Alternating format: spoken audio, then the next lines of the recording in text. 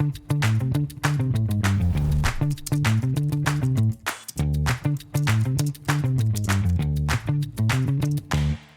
allez bien ? Très bien, et vous ? Super. Très content de vous recevoir aujourd'hui. Merci. On vous reçoit parce que vous avez une grande agilité en recrutement sur vos practices. Vous avez des volumes assez fluctuants en recrutement, à la fois sur les métiers tech et business. Et c'est ce qui intéresse nos deux recruteurs, Mélanie et Guilain. On y Avec va ? plaisir. Oui, avec plaisir. Bonjour. Bonjour Mélanie. Enchantée, Éléonore. Enchantée. Bonjour Guilain. Enchantée, Éléonore. Eh bien bonjour, merci d'être avec nous aujourd'hui. L'objectif c'est évidemment de parler de recrutement et un peu, je dirais plus précisément dans un environnement qui bouge, dont les besoins bougent beaucoup.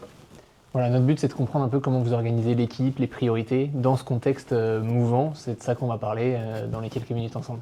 Voilà, donc on va vous poser des questions ouvertes. L'idée c'est aussi que vous puissiez nous répondre avec des exemples et d'essayer d'illustrer un maximum les propos.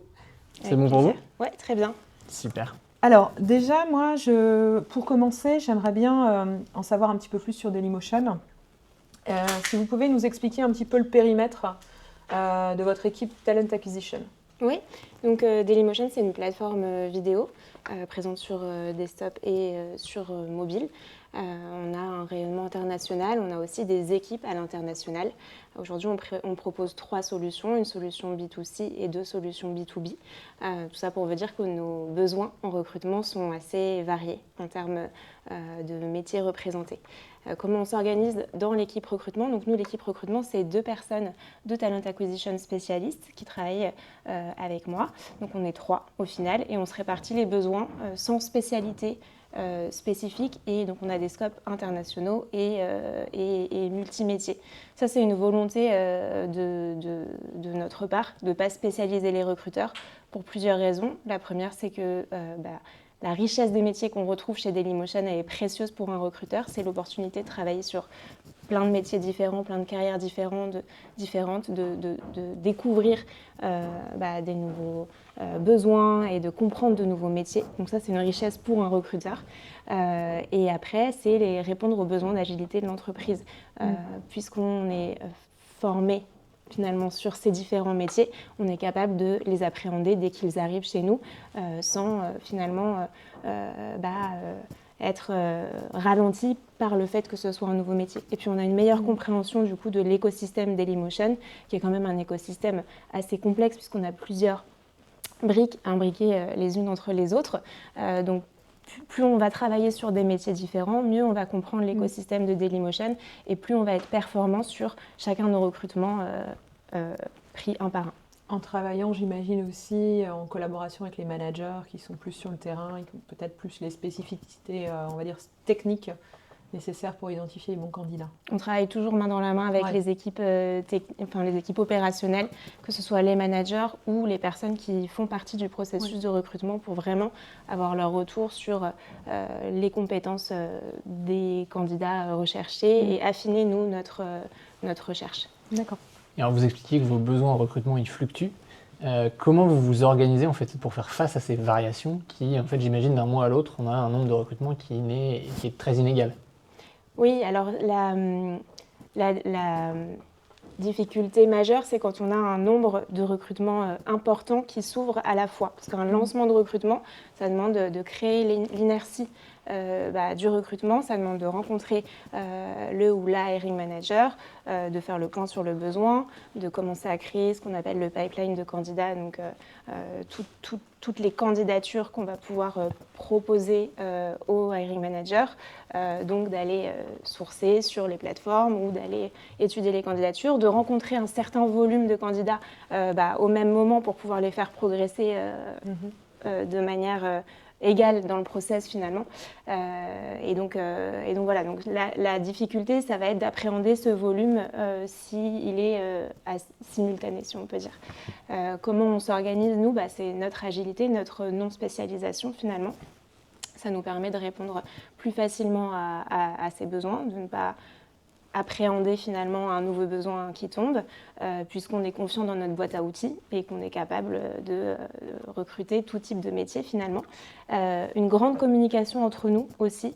On se partage des bonnes pratiques, on se partage des tips marché ou compréhension métier qu'on peut avoir, ou des bonnes pratiques de recruteurs. Et puis on travaille main dans la main aussi avec les équipes sur le terrain, les hiring managers et les équipes RH qui peuvent nous aider aussi à anticiper les besoins. Sans que le poste soit forcément officiellement ouvert, si on sait qu'il va tomber, nous on a plus de facilité aussi à pouvoir anticiper nos staffings et notre activité recrutement. On parlait de tout type de métier. Vous avez un exemple d'un métier que, par exemple, moi, je n'imaginerais pas chez Dailymotion?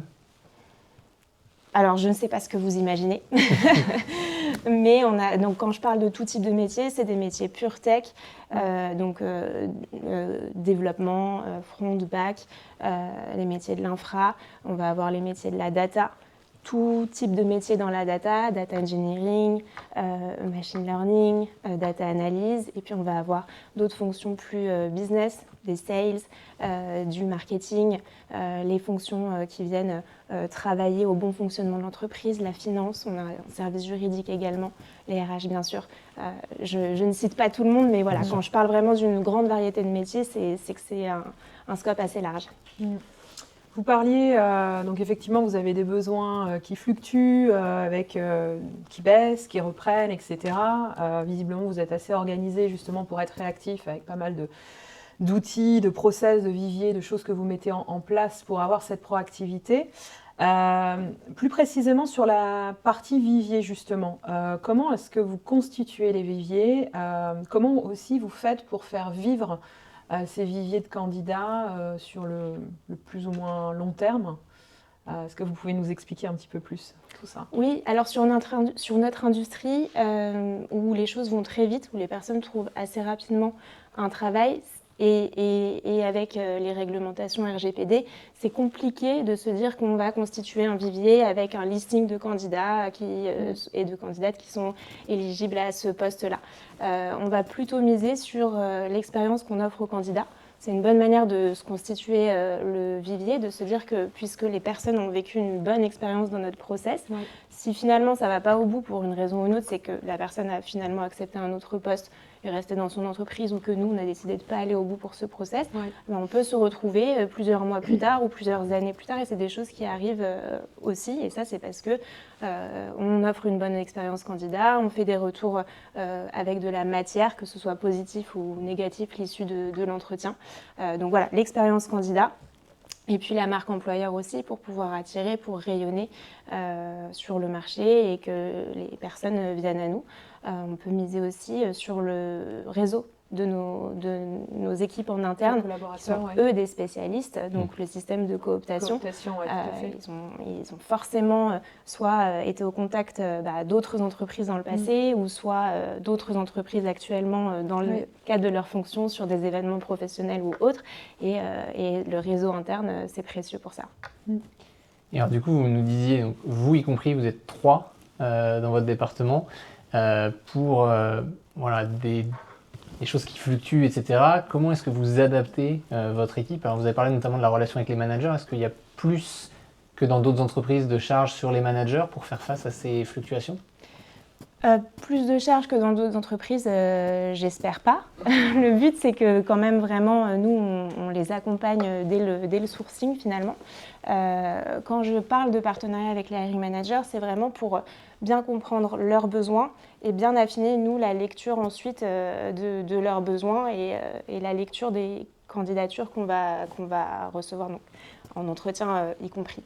Il peut arriver que sur des pics d'activité importants, on puisse se relayer sur la lecture des candidatures entrantes, par exemple. Mais ça, c'est vraiment un cas qu'on souhaite éviter ou vraiment exceptionnel. Mais qui arrive par le fait du partenariat, du coup.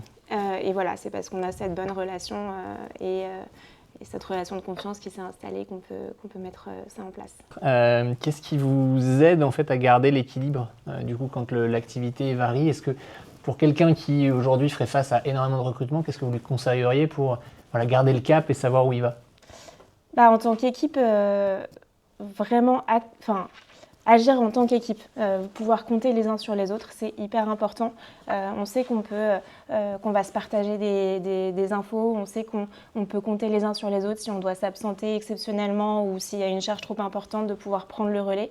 Ça implique de bien ranger sa chambre avant. Ça veut dire que les outils, ils sont à jour. Ça veut dire que toutes les infos relatives aux candidatures sont à leur place et que voilà, dans nos outils, l'évolution des candidatures sont bien classées pour que une personne qui n'a pas travaillé sur le recrutement puisse prendre le relais tout de suite rapidement. Donc, mais vraiment pouvoir compter les uns sur les autres et savoir que on ne va pas perdre la candidature si on doit s'absenter par urgence et qu'on peut se donner un coup de main, c'est hyper précieux. La communication vraiment entre nous, mais au sein de l'entreprise aussi, c'est vraiment précieux. On gamifie un maximum les choses. Il y a toute cette phase dans le sourcing d'approche directe où en fait on peut être vraiment chacun dans son coin à aller sur les plateformes, chercher des profils. Mais nous, une fois par mois, on se réunit, l'équipe Talent Acquisition, et on fait une séance de 1h30 tous ensemble, où on a par intercalaire sur la session des moments soit pour apprendre à se connaître un petit peu plus, donc sous forme un peu de jeu, soit pour apprendre à se connaître un peu plus les uns avec les autres, surtout dans le monde hybride dans lequel on est, soit sur du développement personnel également, des petites activités ludiques ou carrément des jeux en ligne. Là, cette semaine, on a fait notre dernière session du mois et on devait dessiner des choses et se faire deviner ce que c'était. Voilà, donc gamifier les choses. Et après, moi, c'est mon rôle aussi en tant que manager de pouvoir suivre les personnes de l'équipe, de savoir comment elles vont par rapport à cette charge de travail, s'il y a des points de blocage sur lesquels on peut trouver ensemble des solutions, s'il y a une charge mentale particulière qu'on doit décharger ensemble. Et pour ça, ça veut dire une bonne relation de confiance pour savoir se dire là c'est trop, ou là j'ai un problème, viens, on travaille ensemble, quoi. Donc esprit d'équipe et communication. Esprit d'équipe et communication, oui. On a dans le recrutement, dans beaucoup d'entreprises, beaucoup de recruteurs qui se forment au métier de coach. Pourquoi et est-ce que c'est quelque chose que vous faites également ? Je trouve que c'est une vraie valeur ajoutée. Je me suis moi-même formée au coaching, donc bien sûr, je vais abonder dans ce sens-là. Le coaching, c'est très intéressant dans nos métiers parce qu'on va vraiment partir de la personne. On part de ce qui anime la personne, de ses motivations, en fait, qu'est-ce qui l'a fait vibrer et qu'est-ce qui l'a fait se sentir vivante. Et quand on est à propos de matière humaine, comme sur les métiers RH ou sur le recrutement, on est en train de construire avec la personne la suite de sa vie professionnelle, de savoir exactement, de partir exactement de son essence profonde pour pouvoir construire la suite ensemble, c'est beaucoup plus intéressant à mon sens que de se dire qu'on va essayer de faire rentrer des carrés dans des carrés ou de prendre un calque et d'essayer de superposer deux images l'une au-dessus de l'autre, quoi. Ouais. Et j'imagine que ça a aussi un impact sur la rétention des talents. C'est en termes d'écologie d'entreprise, à mon sens, ça va apporter plus de durabilité parce qu'on a des personnes qui sont vraiment à la bonne place et donc qui peuvent se retrouver à la fois dans la culture, dans l'esprit, dans l'ADN de l'entreprise et dans leur poste qui sont capables d'évoluer aussi et de faire bouger leur propre carrière. Super, merci. Avant de conclure, on a un dernier petit format pour vous. Voilà, on va vous faire passer notre quiz, comme tous les candidats aujourd'hui. Donc c'est très court, 1 minute au global, des réponses du tac au tac en fonction de ce que vous pensez. Voilà. Est-ce que vous êtes prête ? Je pense. Super.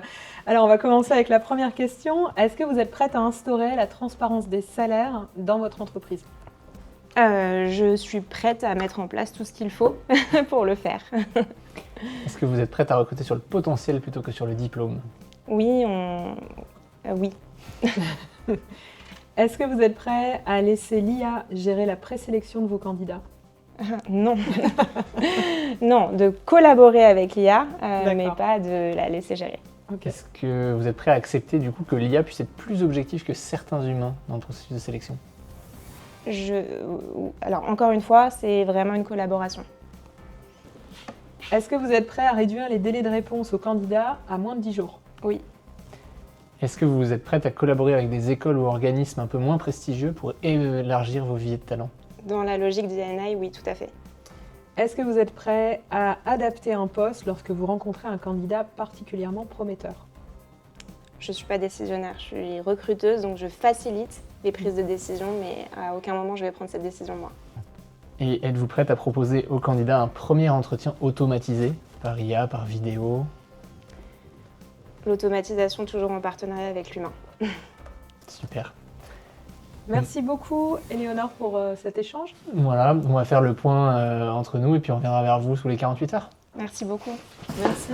À bientôt. Au revoir, merci.